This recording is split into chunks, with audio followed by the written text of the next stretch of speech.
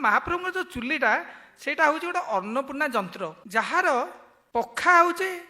प्राय 6टा से चूल्हा हूँ से पूरा गोटे खोला पद्म फूल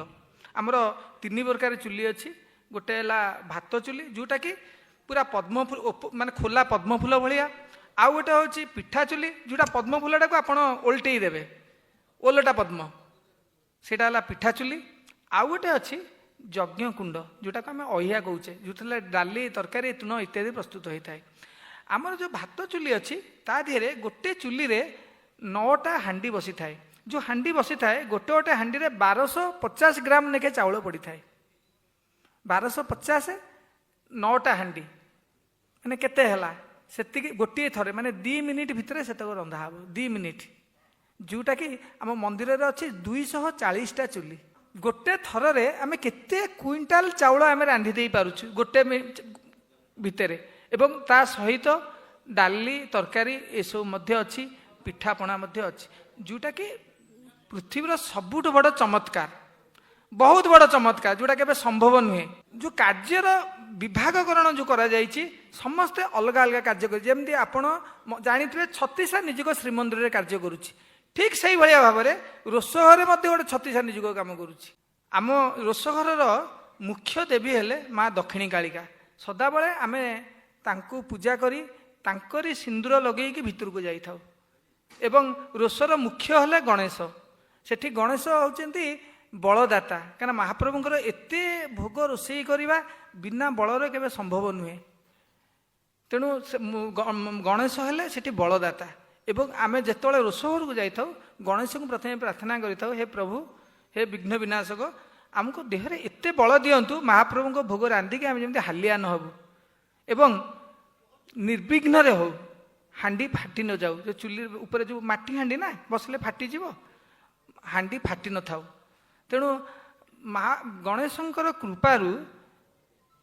केबे हेले से हांडी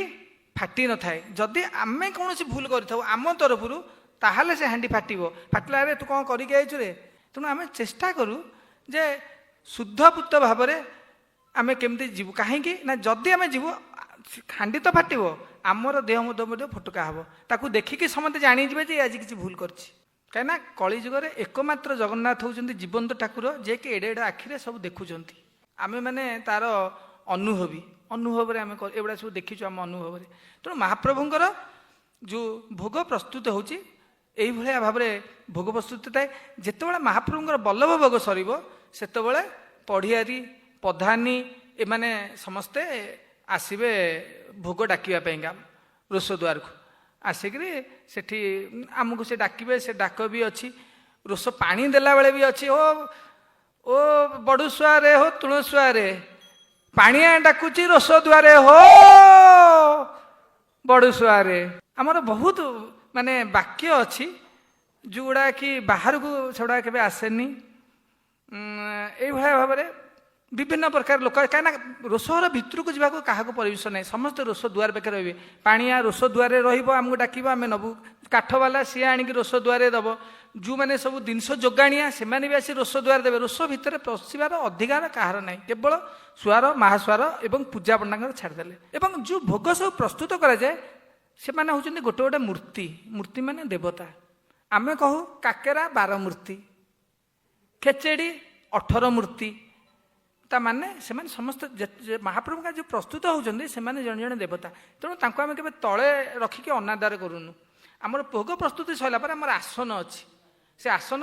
2 थर माने 3 थर पानी पड़िबो आग धो बखालिया धोइथिबो तापर गोटे पानी पड़िबो तापर गोटे अमुनिया पानी पड़िबो 3 थर धुआ हबो काले सेठी किछि माने ये रहि जाइथिबो बिली धुआ होकर तापर थुआ जीव से सब गोटे गोटे मूर्ति एवं ताकू सजा जीव महाप्रभु ताकू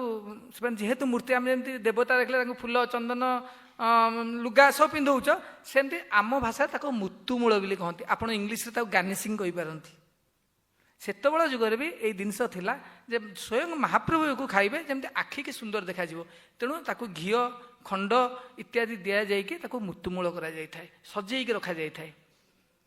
जेतबेले भोग डाकी आसीबो सेतबेले कि सुंदर व्यवस्था सेतबेले